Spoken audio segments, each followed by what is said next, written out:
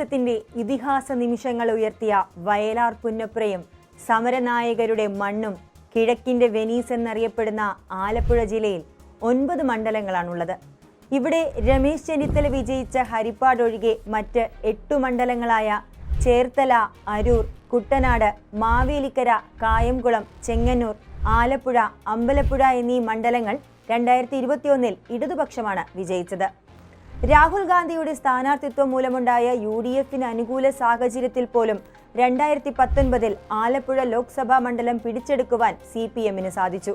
2024 ഇവിടെ കോൺഗ്രസ് സംഘടനാ ജനറൽ സെക്രട്ടറിയായ KC വേണുഗോപാലിന് അനുകൂലമായാണ് വിധിയെഴുത്തു നടന്നത്.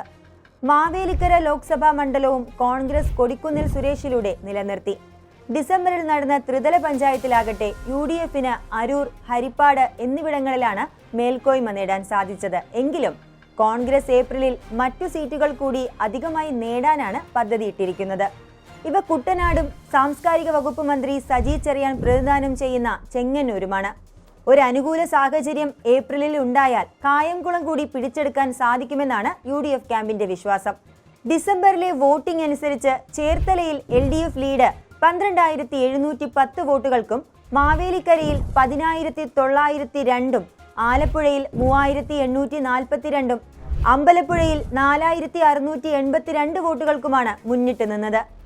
ചെങ്ങന്നൂരിലാകട്ടെ ഇത് 1,826, കുട്ടനാട് കേവലം 508 വോട്ടുകളുമാണ് LDF അധികം നേടിയത്. ഇതുതന്നെയാണ് UDFന്റെ പ്രതീക്ഷകൾക്ക് ചിറകുമുളപ്പിച്ചതും.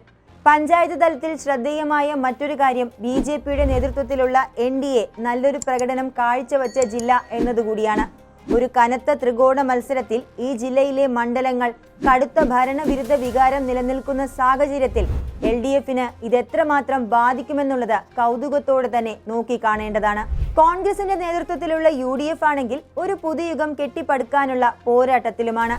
സ്ഥാനാർത്ഥി നിർണയവും ജില്ലയിലെ പല മണ്ഡലങ്ങളിലെ ജയപരാജയങ്ങൾ നിർണയിക്കുമെന്നാണ് രാഷ്ട്രീയ നിരീക്ഷകർ പറയുന്നത്. 50 സീറ്റുകളുള്ള മധ്യകേരളം ഇന്ന് ആലപ്പുഴയോടെ അവസാനിക്കുകയാണ്. ഇവിടുത്തെ കക്ഷിനില ഇങ്ങനെയാകാനാണ് സാധ്യത.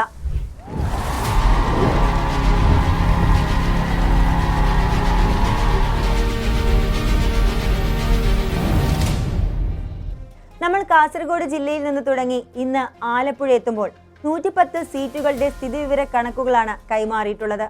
ആകെ 140 മണ്ഡലങ്ങളുള്ള കേരള നിയമസഭയിൽ 71 സീറ്റുകളാണ് ഭൂരിപക്ഷത്തിന് വേണ്ടത്.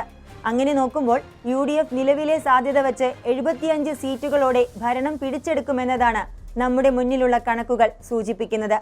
ഇതൊരു ഭരണമാറ്റം കേരളത്തിൽ ഉണ്ടാക്കുമെന്നുള്ളത് ഉറപ്പാണ്. ബാക്കിയുള്ള 30 മണ്ഡലങ്ങളുള്ള തെക്കൻ കേരളത്തിലേക്ക് നമുക്ക് പത്തനംതിട്ട വഴി നാളെ കടക്കാം. കൂടുതൽ വാർത്തകൾക്കും വിശേഷങ്ങൾക്കും ഞങ്ങളുടെ channel like, share and subscribe ചെയ്യുക. കൂടാതെ സബ്സ്ക്രൈബ് ബട്ടണിലെ ബെല്ലൈക്കൺ ഇനേബിൾ ചെയ്യാനും മറക്കരുത്.